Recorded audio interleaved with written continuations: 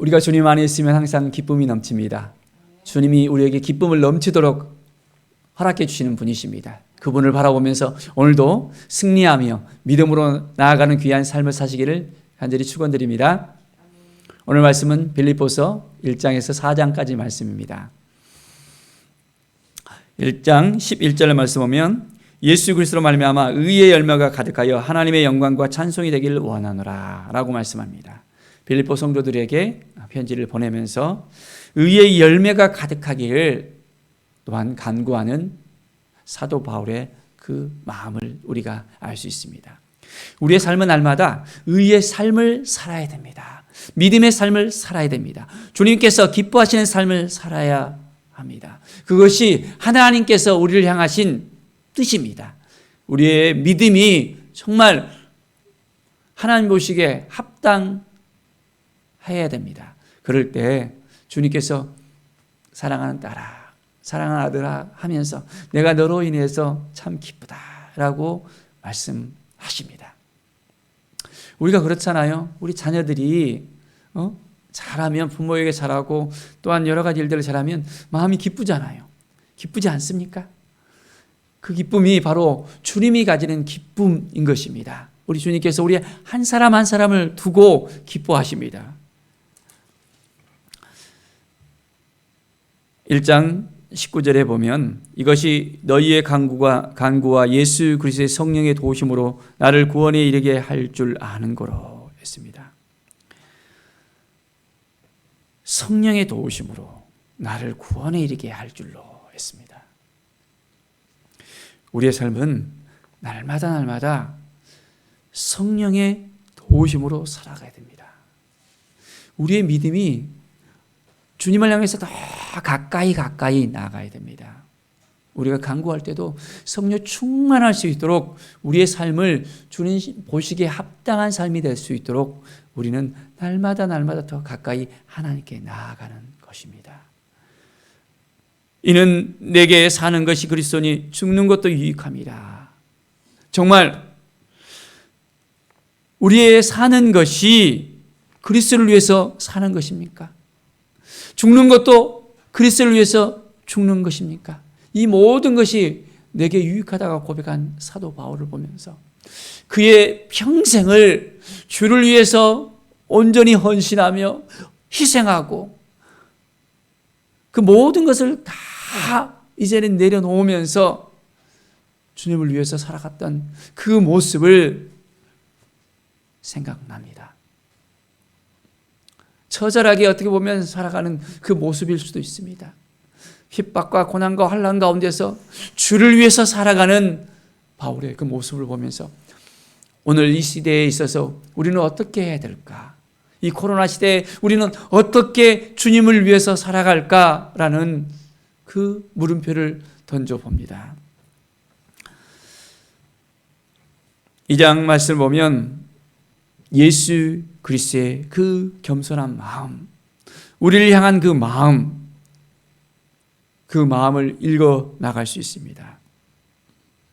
2장 2절에 마음을 같이하여 같은 사랑을 가지고 뜻을 합하여 한 마음을 품으라 했습니다. 하나님의 마음을 품는 것, 우리 주님의 마음을 품는 것, 성령님의 마음을 품는 것 정말 중요합니다. 그런데 우리가 이 마음을 품을 때 어떻게 해야 됩니까? 3절에 보십시오. 아무 일이든지 다툼이나 허영으로 하지 말고 했습니다. 자기가 드러나면 안 됩니다.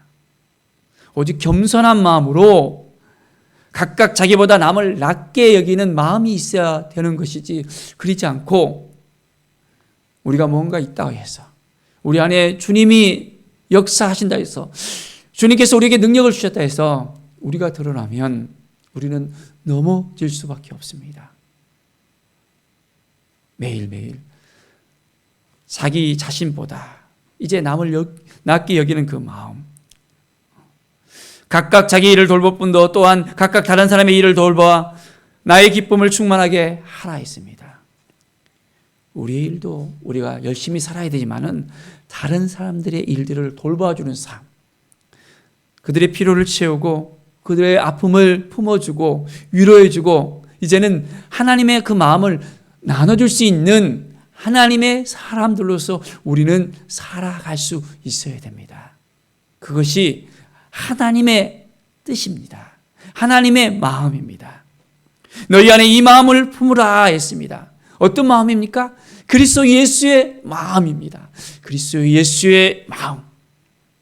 이 마음 정말 품고 있습니까? 이 마음이 우리를 이끌어 갑니까? 매일매일 우리의 마음을 우리가 어떻게 할 바를 모를 수도 있습니다. 너무 힘들어하고 주저하고 낭망하고 정말 너무너무 어려워하는 그 마음을 볼 때 참으로 애처로기 짝이 없습니다. 우리 주님의 마음을 품으면 회복이 되어집니다. 치유가 되어집니다. 주님의 그 능력이 임하게 되어집니다. 주님이 함께 하심으로 말미암아 날마다 우리는 승리하게 됩니다.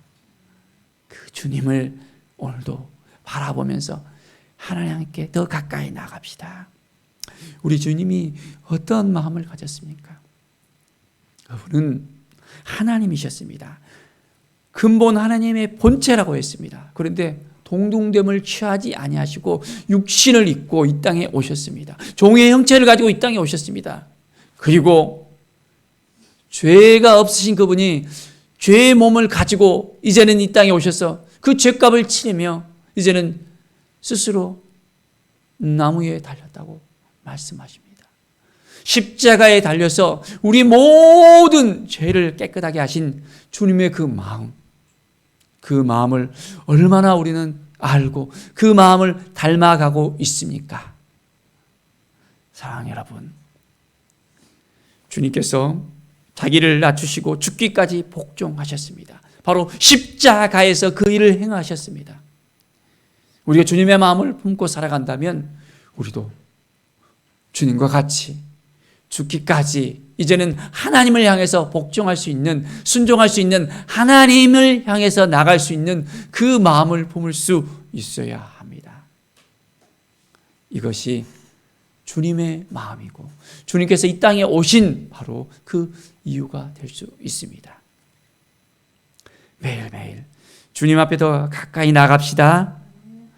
주님과 함께 나가십시다. 2장 12절을 보십시오. 지금 나 없을 때에도 항상 복종하여 두렵고 떨림으로 너희 구원을 이루라. 우리는 두렵고 떨린 가운데 우리의 구원을 이룰 수 있도록 해야 됩니다. 우리를 복종해야 됩니다. 우리가 하나님 앞에서 겸손해야 되는데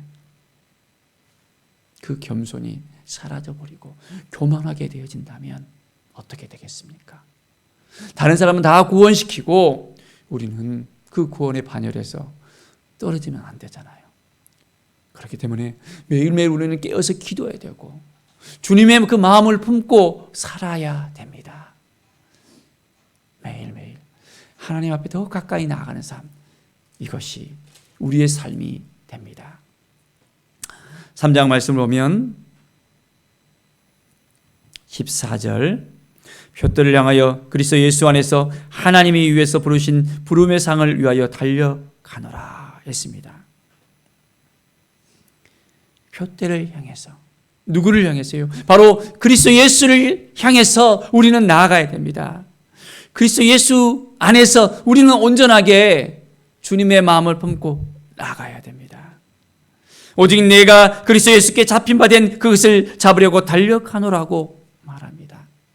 우리는 주님을 향해서 더 힘껏 달려봅시다. 주님이 함께 하신다면 우리는 새로운 힘을 얻을 수 있잖아요. 주님이 함께 하시면 기쁨이 있잖아요. 우리는 어떤 상황 가운데서도, 환경 가운데서도 하나님을 바라봐야 됩니다. 왜입니까? 우리는 하나님의 자녀이고 우리는 하나님의 나라의 시민권을 갖고 있는 하나님의 사람들이잖아요. 그렇기 때문에 어떤 상황 가운데서 우리는 기뻐할 수 있습니다. 정말 기뻐할 수 있겠습니까? 우리의 구원은 우리 하나님께서, 아버지께서 분명하게 약속하신 것입니다. 그래서 우리는 예수 그리스도를 기다리면서 주님 앞에 더 가까이 나가면서 나아갑니다. 4장 4절의 말씀을 보십시오. 주 안에서 항상 기뻐하라. 내가 다시 말하노니 기뻐하라. 기뻐하라. 이것은 명령이잖아요. 기뻐해야 됩니다. 기뻐하지 않는 것은 주님의 그 마음을 슬프게 할 수 있습니다. 주님 안에서 우리는 기쁨을 누릴 수 있잖아요. 자, 우리가 기쁨을 누리기 위해서는 우리는 어떤 삶을 살아야 됩니까?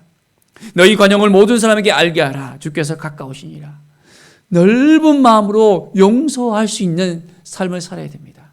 용서가 안 되면 기쁨이 사라집니다. 용서가 안 되면 우리의 마음이 이제는 더 힘들어지고 눌리게 되어집니다. 그 몸에 질병의 근원들을 보면 용서하지 않는 마음 때문에 생긴 것들이 참 많이 있습니다. 용서하는 삶. 오늘도 우리가 주님이 주신 마음으로 내가 아직 용서하지 않고 미워하고 그 사람을 위해서 기도하지 못했다면 오늘 말씀과 같이 관용으로 주님 앞에 더 가까이 나가는 삶을 우리가 살아갑시다. 6절에 아무것도 염려하지 말고 다만 모든 일에 기도와 간구로 너희 구할 것을 감사함으로 하나님께 아뢰라고 말씀하고 있습니다. 염려가 됩니까? 염려하십니까? 염려를 가지고 있으면 어떻게 됩니까? 그 염려 가운데 되어질 일이 이제는 안 되는 겁니다. 그 염려를 내가 가지고 있는 것이 아니라 그 염려를 누구에게 맡겨야 될까요? 주님께 맡기면 됩니다. 하나님, 이 문제 이제는 주님께 맡기니까 내 문제 아닙니다. 주님 문제입니다. 주님께서 알아서 하십시오. 주님의 뜻 가운데 주님께서 해결하실 것을 믿음으로 선포합니다. 나가면 하나님이 도와주십니다. 기도와 간구로 감사함으로 하나님께 아뢰라고 했잖아요. 왜 우리는 아뢰지 못하고 붙잡고 있을까요? 문제를 여전히 우리가 갖고 있습니다. 그 문제에 벗어나지 못합니다. 그러면 그 문제는 내 문제예요. 이 문제를 하나님께 맡기면 그때부터 하나님께서 그 문제를 해결하십니다. 왜냐하면 그 문제는 하나님 문제이니까. 종이 한 장의 작은 차이지만은 우리는 우리의 모든 문제들을 다 종이에 적어서 하나님께 드려보십시오. 하나님께서 우리의 마음을 아시고 우리의 삶을 회복시키고 인도해 주실 것입니다. 그리하면 모든 지각에 뛰어난 하나님의 평강이 그리스도 예수 안에서 너희 마음과 생각을 지키시리라 라고 말씀하십니다. 하나님의 평강이 이 마음을 믿습니까? 오늘도 하나님의 평강이 우리 가운데 넘쳐 흐르기를 바랍니다. 우리의 마음과 생각을 지켜주시고 인도하시는 그 하나님을 우리가 오늘도 함께하면서 주님의 놀라운 영광 가운데 우리가 함께하기를 원합니다. 4장 13절에 보면 내게 능력 주신 자 안에서 내가 모든 것을 할 수 있느니라. 내게 능력 주시는 자 안에서, 내가 하는 것이 아니라 주님 안에서, 우리 하나님 안에서, 성령님 안에서 우리가 할 수 있습니다. 왜? 하나님이 우리의 손을 붙잡아 주시기 때문에. 우리 주님께서 함께 하시겠다고 약속하셨잖아요. 성령 하나님께서 우리 안에 계셔서 우리를 이끌어 가시잖아요. 정말 그것을 믿고 나가십니까? 믿음이 오십니까? 아니면 그냥 혼자 힘들게 달려가고 있습니까? 지쳐서 쓰러지고 있습니까? 주님과 함께 합시다. 그러면 우리 안에 기쁨이 넘칩니다. 감사가 넘칩니다. 우리의 삶은 행복이 넘쳐납니다. 오늘 하루를 주님께 모든 걸 맡겨드리고 주님께 영광 돌리는 귀한 날, 이제는 우리 안에 기쁨과 감사가 넘쳐나는 귀한 날이 되기를 간절히 축원드립니다. 기도하겠습니다. 하나님 아버지 감사합니다. 우리의 삶이 날마다 하나님 보시기에 합당한 삶, 모든 문제들 다 주님께 맡겨드리고 주님과 동행하면서 이제는 우리 안에 평강이 넘쳐 흐를 것을 믿습니다. 감사합니다. 부족하지만 연약하지만은 주님이 도와주시고 인도하셔서 지금까지 왔습니다라는 믿음의 고백을 통해서 내게 능력 주신 자 안에서 내가 모든 것을 할 수 있다고 말씀하셨는데, 주님 오늘 하루도 능히 주님께서 주시는 그 능력으로, 힘으로 살아가겠습니다. 도와주시고 함께하여 주시옵소서. 예수 그리스도의 이름으로 기도드립니다. 아멘.